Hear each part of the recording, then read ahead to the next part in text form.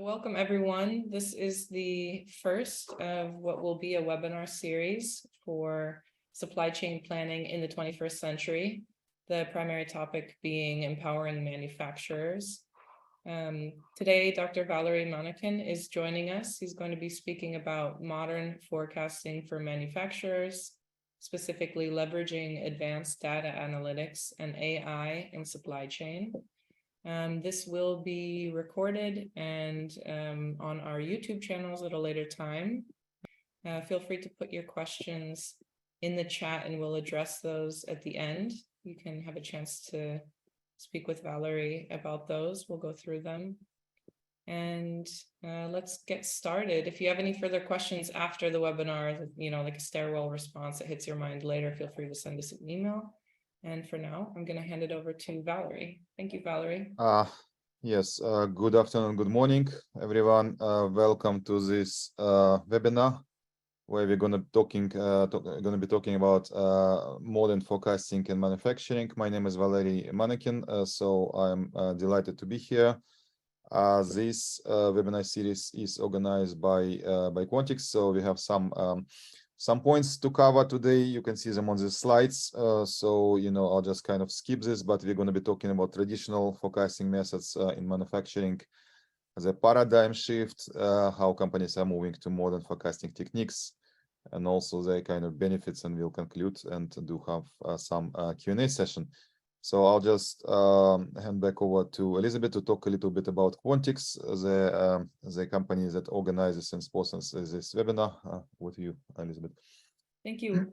Yes, so Quantics is a best-of-breed provider of cutting-edge forecasting and supply chain planning solutions, which are tailored to the needs of manufacturing companies specifically. And Quantics was founded in 2020 by a team of data science and supply chain experts, who is now supporting users across multiple continents with its solutions. It serves industry-leading clients from manufacturing with up to 25+ billion euros in annual revenue. And you can read more about it on the Quantics webpage. I'll let Valeriy do his presentation, and we can speak again at the end a bit about how Quantics solutions are related. So thank you, Valeriy. Thank you. So just to introduce myself, so my name is Valeriy Manokhin. So I'm a data scientist. I work in the industry. I've done a PhD in probabilistic prediction in Royal Holloway, University of London, specializing in probabilistic prediction and forecasting, in particular conformal prediction, which probably some of you that are familiar on social media, I'm kind of promoting for the industry. I've published in some of the leading machine learning journals, again, specializing in machine learning probabilistic prediction. On the industry side, so today we're going to be talking about forecasting. I have hands-on experience with building forecasting systems for some of the very large manufacturers and retailers. So I'm just going to be sharing some insights today based on my experience. And I'm also writing a book, Practical Guide to Applied Conformal Prediction. So without further ado, let's just kind of jump in. So we start with an overview of traditional forecasting and manufacturing, how the companies are usually forecasting the demand.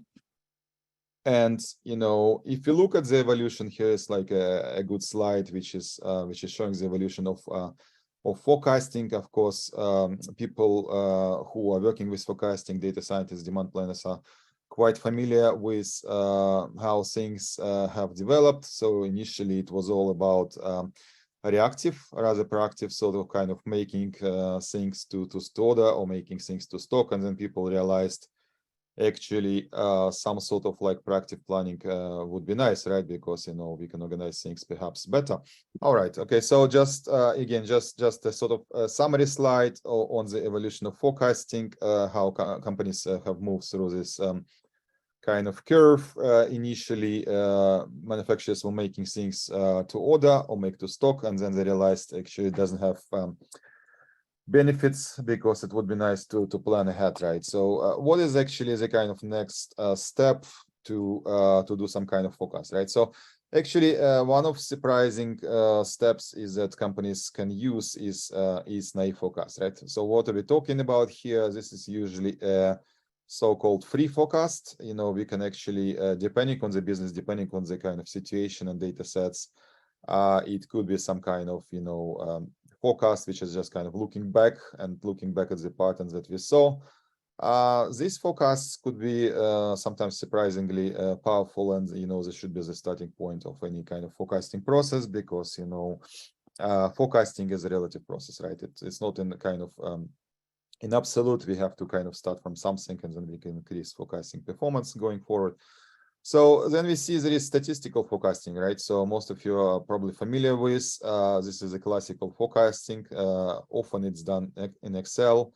Quite often it's done in enterprise planning systems, right? So we're kind of talking about looking into seasonality trends, moving averages perhaps, and then the next step is becoming, Excel is becoming a bit too kind of small, especially for large companies, and analyzing things that are more sophisticated, like causality, hierarchy, is becoming quite difficult, right?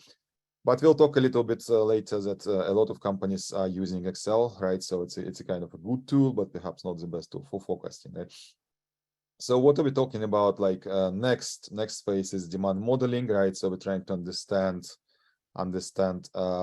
short-term demand, perhaps try to increase some kind of predictive accuracy, reduce volatility, reduce bullwhip effect, and things like this, right?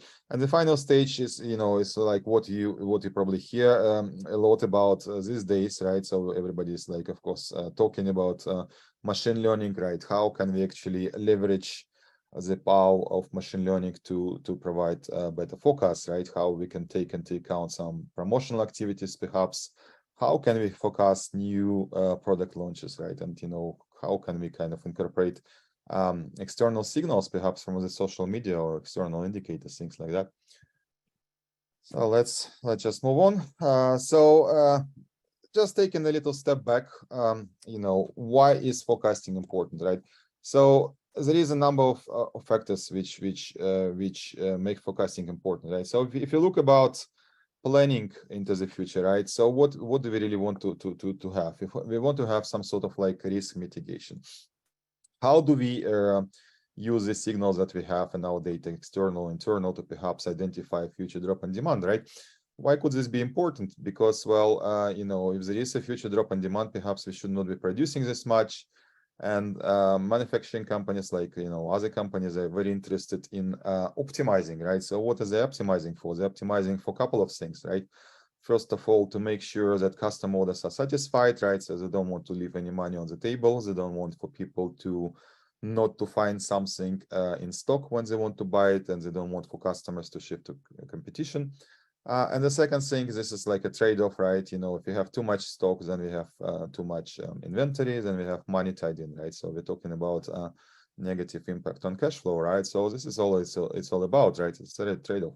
So for manufacturers, companies are very interested in optimizing the usage, right? The usage of machines, the capacity utilization, the employee utilization. This is the sort of thing the manufacturers are looking for, right? Because this is why they're trying to plan forward, because they kind of prefer to run machines, loaded and stable.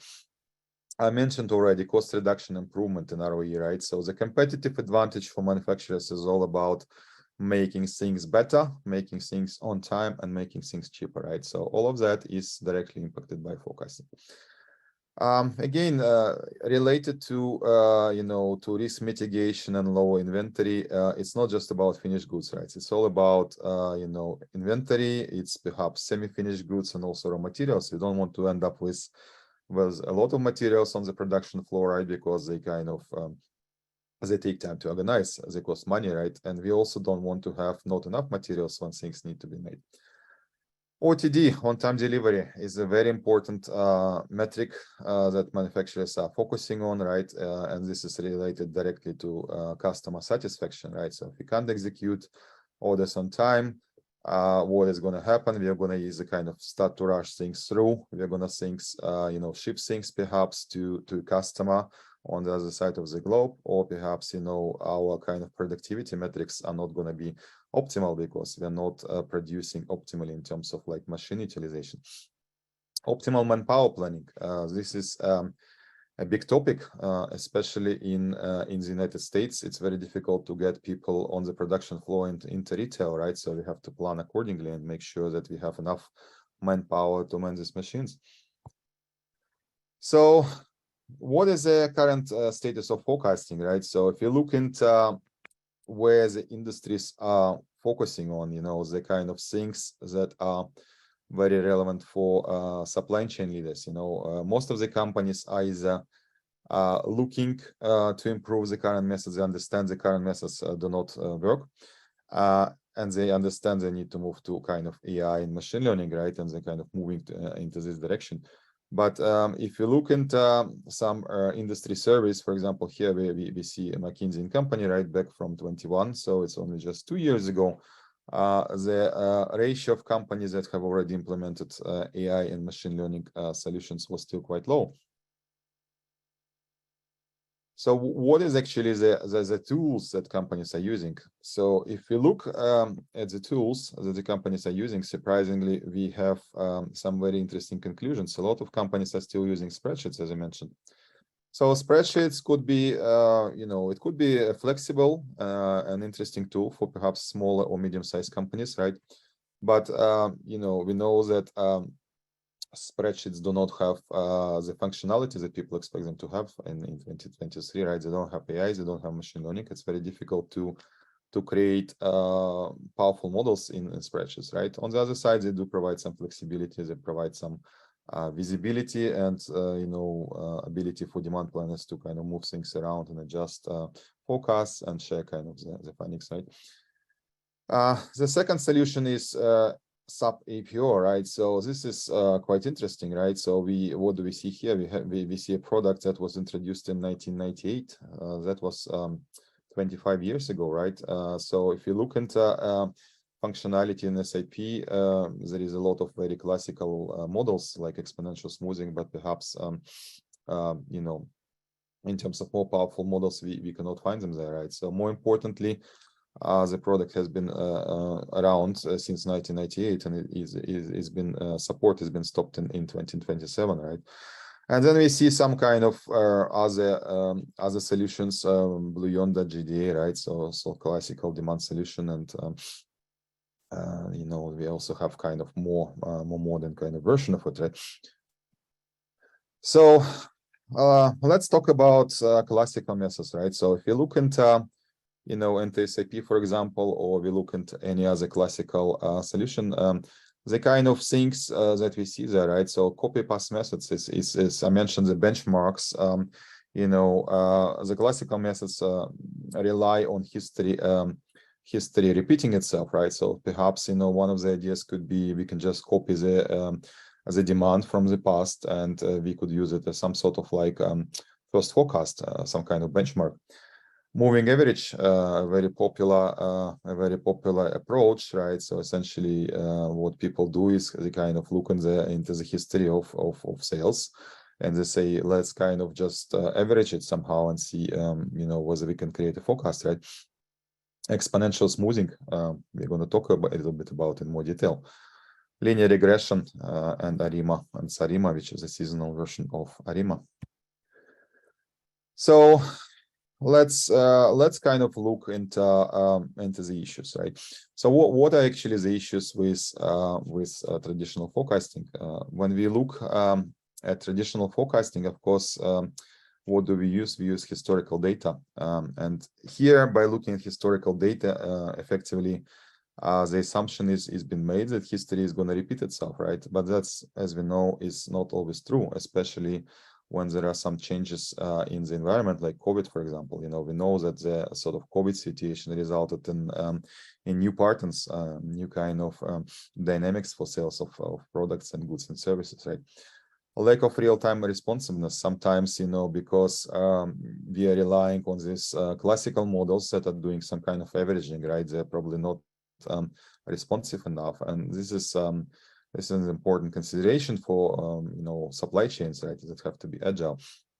They do struggle with complex and multivariate problems, right?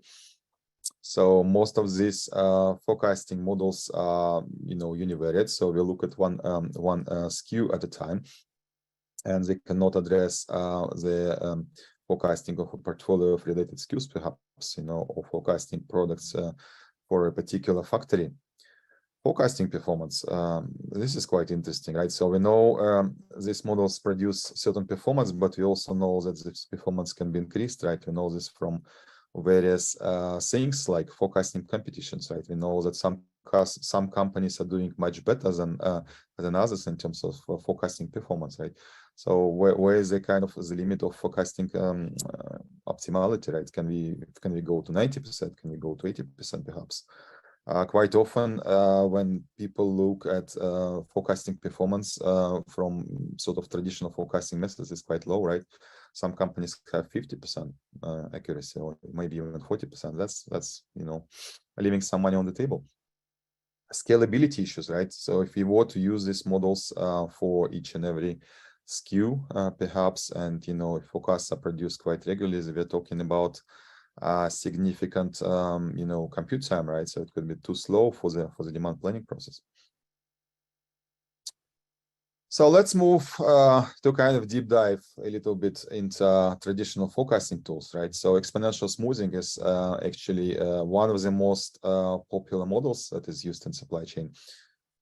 Invented in 1950s, right? So it was a long time ago, and it's still like one of the most mainstream models that people can find and use in various systems, right? So this is how it looks like. It looks very basic. So we're just trying to predict some level and some trend, but all we're doing, we're just kind of doing some kind of weighted average. The benefits, of course, are, these things are easy to implement, right? This is important, right? So we should not discard the kind of interpretability or, ease of the models, because, sometimes things are better to understand if they have comparable performance to more complex things. Of course, we have to opt out for things that are transparent and easy to understand, right? Doesn't require a lot of data, right? So it only like takes a few points and we can start forecasting, right?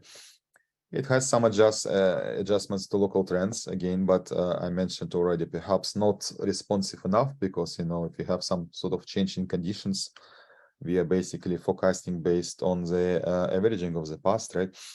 So, and like many of these things, classical forecasting models, they assume the future will follow the same patterns. We know that's not true, right? So perhaps we can have some signals from the environment to kind of to adapt faster. Performance is a big thing, right? So if you were to look at these models and compare them to machine learning, we are probably leaving some money on the table, right? Because our forecasting performance is not as high as we wanted it to be. It's difficult to add external features. So we know a lot of companies have demand that is affected by perhaps macroeconomic environment. The GDP growth, inflation, things like that. It's not easy to incorporate into classical models. More importantly, for long-term forecasting, it's not very suitable, right? Because all it does is kind of averaging the past, and then its forecasting performance does not stay at a good level for longer-term forecasts. So the next one is ARIMA. This is quite interesting, right? So on one side, this is a very powerful model. It's coming more from like econometrics and finance, from financial related time series, right? And it's usually quite a good model, right? But if you look into applications of ARIMA in demand planning, it's not always performing well, because perhaps there is not enough data. It does take time to train, right? So the benefits, there is quite a few benefits. It's flexible, it can capture a lot of patterns, including non-stationarity. It's relatively interpretable, so we can understand, what autoregressive terms mean, it's basically logs, we can implement it and interpret it, right? On the other side, quite often one doesn't see AutoARIMA available in enterprise systems, right? So one can sort of implement it in Python with a few lines of code, right? But it's not available in some enterprise systems, which is rather surprising, right? So what are the problems with Amazon? Well, similar to what we saw with ETS, it's not effective for long-term forecasting, right? Because it just produces like a level forecast. It struggles with demand shifts, right? So some kind of outliers, like during COVID, perhaps. It assumes linear patterns, right? If you look into demand patterns for many manufacturers, right, we see quite complicated demand patterns, right? We see intermittent demand where companies are not selling every month, right? So perhaps they sell something this month and next month they don't have any sale, right? We see, proliferation of SKUs. We see this fat tails and things like that, right? So it's difficult for linear models to capture. So I mentioned intermittent demand for manufacturers. It's especially important compared to retail, for example.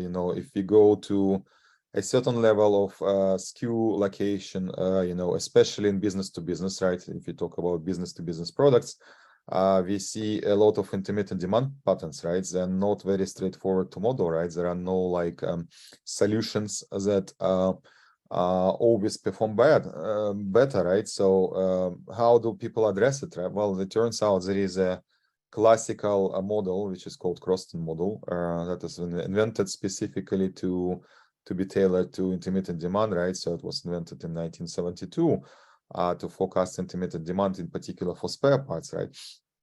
So what does it do? How does it actually, how does it actually work? So essentially, it's just a variation of exponential smoothing. So what it does, it looks at the level of the demand and it looks at sort of the patterns. Is there going to be positive demand or not? And it just kind of uses two exponential smoothing models to try to estimate probability of demand occurrence and the level.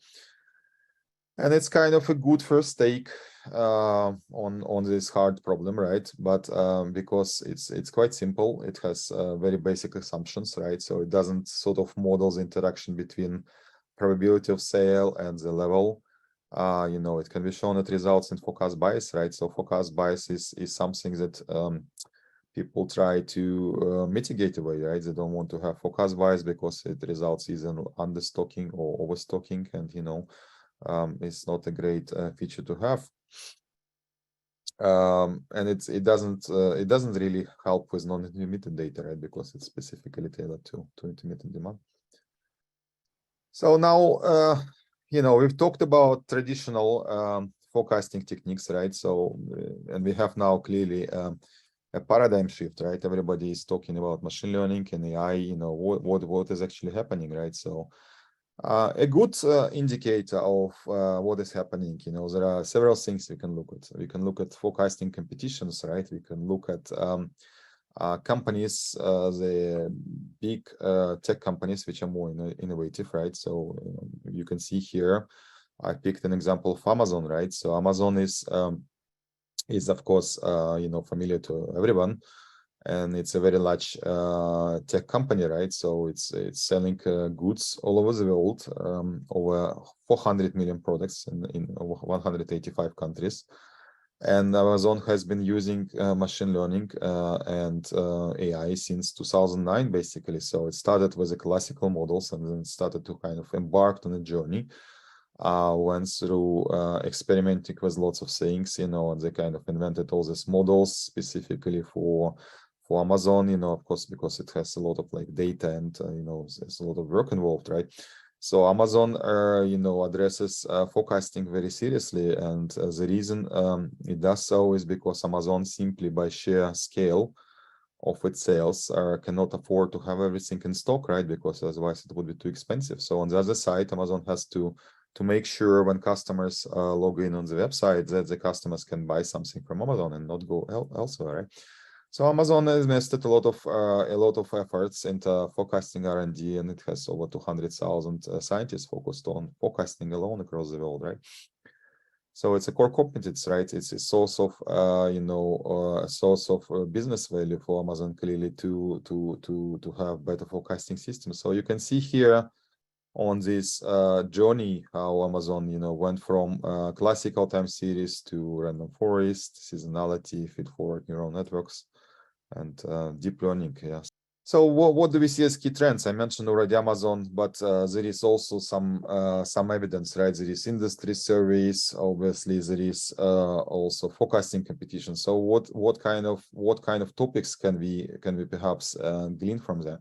It's clearly increasing use of machine learning and AI, right? So I'm talking about moving away from traditional forecasting methods where possible, where companies have expertise and they're kind of investing into the effort. And why is it happening? Because machine learning can handle nonlinear and complex patterns, right? So if a company has thousands of SKUs, right, and it has very complicated demand patterns, like I mentioned, intermittent demand and proliferation of SKUs and things like this, machine learning can be very, very valuable.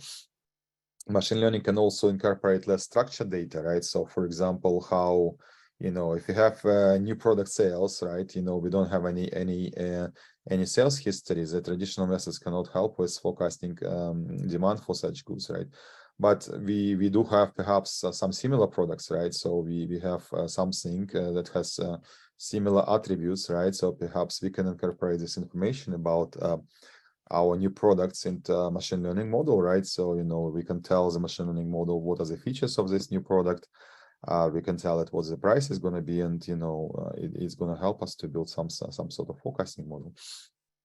So this is rather interesting. So if you look into applied forecasting, right, especially on the academia side, there was like this competitions and competitions they've been running for over 4 decades, right? So for a long time, since I think top of my head, like late 70s, right, early 80s, the paradigm was always like simple methods always perform better, right? Because people organize these competitions and they were like a smaller scale, perhaps there was not enough people with machine learning expertise participating there. So up until 2018, we saw this kind of claim that simple methods always perform better, right? But it's all changed. In 2020, Walmart, that you are probably familiar with, is a huge retailer, $500 billion turnover, US-based retailer, has provided some data to Kaggle, which is machine learning competition platform, right? So the Walmart collaborated with Kaggle and they provided this data. And it was quite interesting because, for the first time we had some very real data sets that the company has provided, not just history of the sales, but also like some additional information about promotion perhaps, or, or like pricing and things like this. And what do we see from there? So all of a sudden, we saw there was clearly a lot of scientific evidence that machine learning dominated the winning solutions board, right? So if you looked at the solutions board, we didn't see any kind of traditional forecasting methods. Of course, people also use them, but what we did see, the forecasting performance delivered by the machine learning methods actually dominated. It was like forecasting improvements 3-4 times higher in terms of accuracy and so on and so forth, right? So let's talk a little bit about state-of-the-art forecasting then, right? So, obviously there is a lot of, things one can do with machine learning, right? But how does it actually translate to what manufacturers are interested or what the companies are interested in, right? So, if we, analyzed the kind of emerging topics, we would see clearly there is emerging kind of areas which are listed here, right?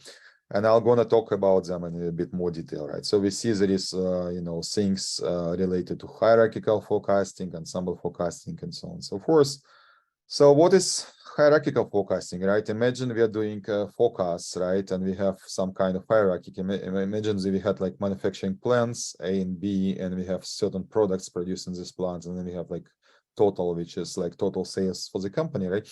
So how can we do, forecasts across these levels, right? We of course can try to forecast them separately, right? But if we did forecast them separately, if you're saying about there is absolutely no guarantee that, the sales of these 3 products will be, forecast for the sales of these 6 products, the sum of it would be equal to the sort of forecast for the plant, right? Because, if you're using different methods, there is a priori no guarantee what should coincide, right? So what the companies are really interested in kind of producing forecasts for the whole hierarchy, right? But not just kind of doing it separately, but kind of in a joint manner, and doing it in such a way that actually everything reconciles, right? So if you have forecast here, it's actually like equal to the forecast of these three products here, or like for these plants, the forecast for this plant for this month is equal to some of these two forecasts, right? And this is actually very attractive. If you think about it, the benefits could be not just kind of improved performance, but perhaps a more comprehensive and kind of holistic view of what our sales are going to be at different levels, right? Because we could use this information actually for optimal decision making, rather than kind of producing separate forecasts here and there and then trying to kind of somehow reconcile them. This is like, so this topic has received a lot of attention. So if you're familiar with some names in forecasting, Rob Hindman, for example, it was his area of research for the last few years, and there has been some very interesting developments in this domain, both in the research side, but also like in terms of implementations, right? So there are like some implementations available in open source libraries. Advanced decomposition. So what are we talking here about? I mentioned in traditional forecasting, one of the things people try to understand is trends, for example. Does this product has a trend? Does this product has a seasonality? But what has been more difficult till recently, there were no really good methods to understand kind of more complicated demand structure, right? So for example, if a product has several seasonalities, right, it has certain seasonalities during a year, for example, and then during a month, that's like 2 or 3 seasonalities we're talking about, right? So up until recently there was no good models that can kind of analyze and disaggregate these seasonalities, but now they are, right? So now people can understand their products better. They can understand what is this seasonality and perhaps more granular seasonality. And now there are tools to computationally, in a computationally efficient way to compute it and detect these multiple seasonalities, right? So that's very, very powerful, because as soon as we understand these patterns better, we can also use it not just for understanding of the patterns themselves, but also to produce better forecasts, right? Ensemble forecasting, right? So the key idea here is that by combining multiple models, we can usually improve forecasting performance under certain conditions, right? So our forecasts have to be somewhat like different, sort of diverse, forecasts. If they're kind of from the same family of models and we just try to combine them, it wouldn't probably work. But if we have 2 good models of different kinds, we try to kind of average them. We try to average their forecasts, and we kind of arrive, at a kind of forecast, which is a combination. And this is related to, concept of wisdom of crowd, right? So there was a famous case in England. A statistician asked people at a fair. It was a kind of village fair, and they had a bull, and he asked several people to estimate the weight of the bull. So the forecast, of course, varied. Different people would tell a different number, right? But he was very impressed when he just averaged these numbers, and he came pretty close to the actual weight of the bull. So this is the same idea, right? And the reason it works, perhaps if you have an outlier, right, and it's only like 1/5 of our forecast, and it doesn't probably matter, right? But we can combine this forecast to improve things. So what does it actually do? It improves accuracy. If it's combined in a good way, it increases stability and produces better robustness, right? It creates some sort of diversity in forecast, right? So it's quite important, because one model might work well this month, but next month it might not work very well. But another model might kind of step in, and things might be still rather good. Reduction in uncertainty, there is less variation. So probabilistic forecasting. So this is becoming very popular topic. So companies are interested in producing a range of outcomes, right? An interval forecast, perhaps, right? They want to understand what is forecast variation is going to be, right? It's not just going to be a mean, right? So they're interested in the whole range.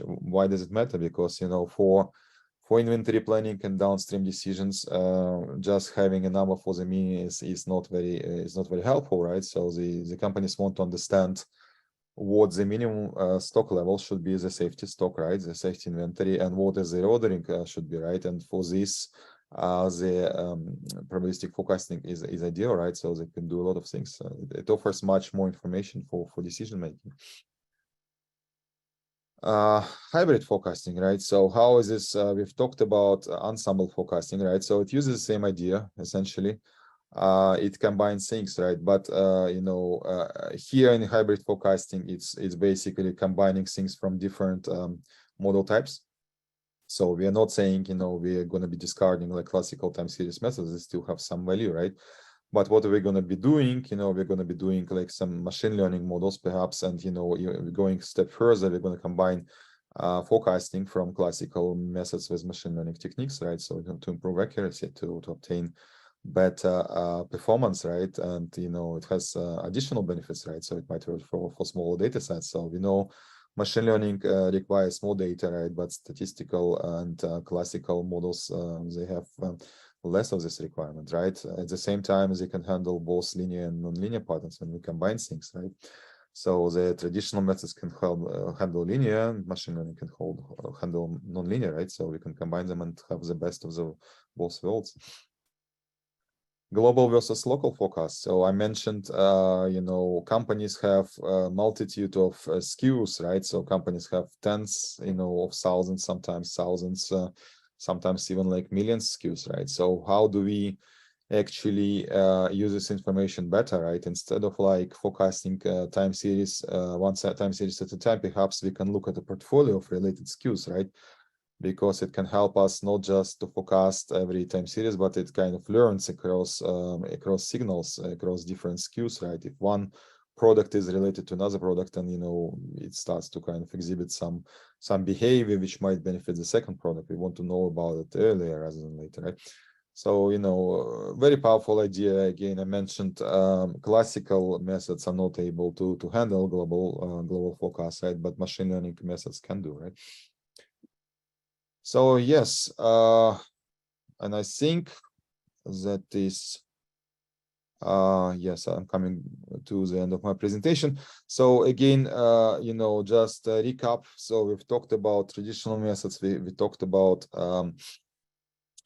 new ways of forecasting, right? So, you know, this webinar is organized by Quantics that have a platform of state-of-the-art forecasting techniques, and it can cover everything that I have mentioned so far, but it also has some additional features to optimally support manufacturing business, right?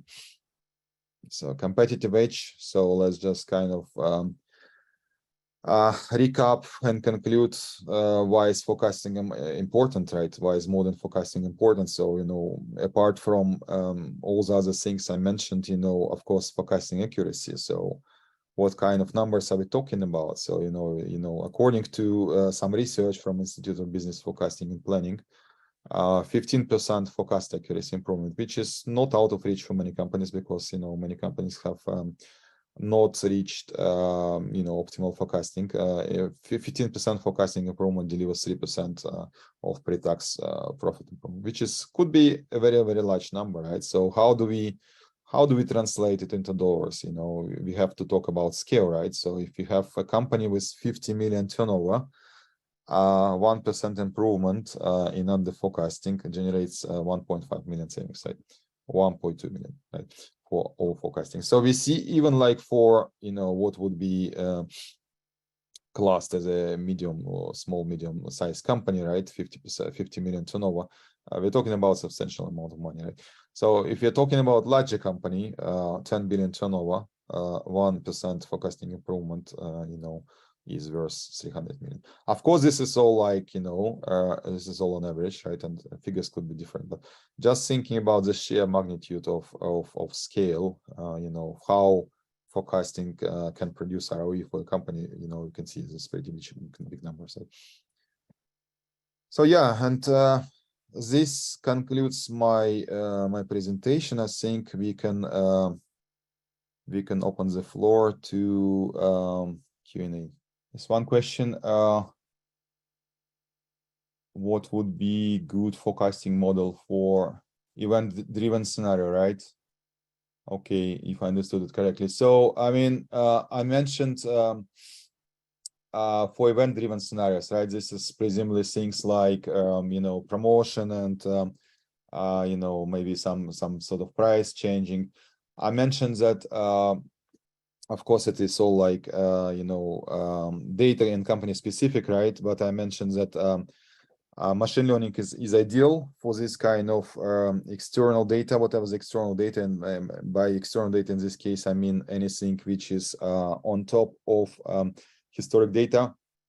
So there are like a multitude of kind of models that can incorporate external data, right? But one of the things we can kind of take some clues from forecasting competition M5 I mentioned on Kaggle, right? So the kind of most impactful approach that people used was machine learning boosted trees, right? So like GBM and things like that. And these kind of models, they have no issues modeling the kind of signals from the environment, right? Whether it's pricing change or competitor actions. And this is one of the things to look into. But of course, as in everything in forecasting, people have to kind of try. There is never like a best single model, but we know we have some clues. What usually tends to work best. There is a paper from Amazon team which is called Forecasting with Trees. People can Google it and can read some a bit more over there. So that was the first question. How do we identify forecasting methods for the industry? Well, unfortunately, it doesn't work like that. So what we do know is that there are some methods that kind of tend to work better, on average, but in general, right? But it doesn't mean they're going to be like the best methods for a particular industry. So what we really should be talking about, how do we identify the best forecasting methods for a particular company, for a particular use case, right? So there is like various avenues, right?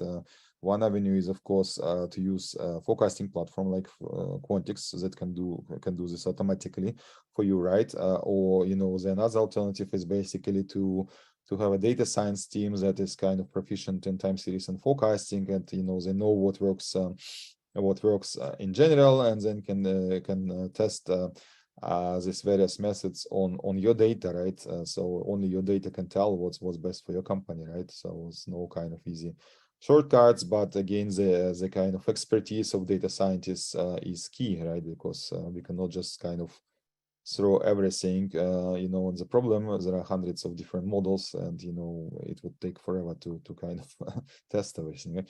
So how to model technology-driven market evolution? I do not quite understand this question. Maybe Jean-Noel, you would to unmute yourself and maybe explain, or maybe type. What do you mean by this question exactly? So what do I think?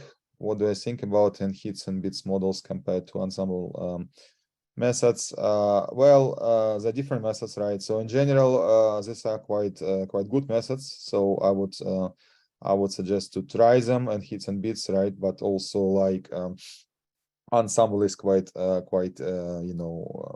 it can include anything, right? And everything. So for example, there is some other model in addition to and hits and bits that can work quite well, and you can add it to ensemble with this too, right? Okay, I think okay. When the evolution of sales is driven by technological advances, well, yeah, this is a hard question. So I mean, evolution of sales is driven by technological advances is means if we can incorporate these advances into our model, right? But for that we have to forecast these advances. So usually what I always say is like things that need to be forecasted, and then they kind of been used as an input to another model, is very difficult to do, right? Because effectively you have to kind of forecast twice inputs and outputs, and it's very easy to kind of have mistakes accumulating, right? So sometimes, surprisingly enough, for shorter term forecasts, perhaps like history is a better kind of guide. But if you do have some signals as to how these technological advances are going to develop, then by all means, one can take them and fit them into machine learning model, right? So it all depends, right? Any books recommendation about the methods I have just explained? Well, not really, right? Yes and no. So of course, for classical methods, Hinman book is quite good, and it's openly available online, right? There is another book by Mino Joseph, and you can Google it. It has more like machine learning modern methods focused, right? But I don't know if it covers everything, right? So some of these things are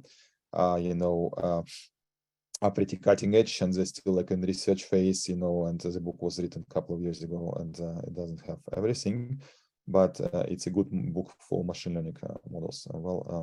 Risul just mentioned diffusion models, right? So one of the ways to perhaps do some kind of probabilistic forecast for evolution, and then have a range of scenarios. Thank you everybody for participating.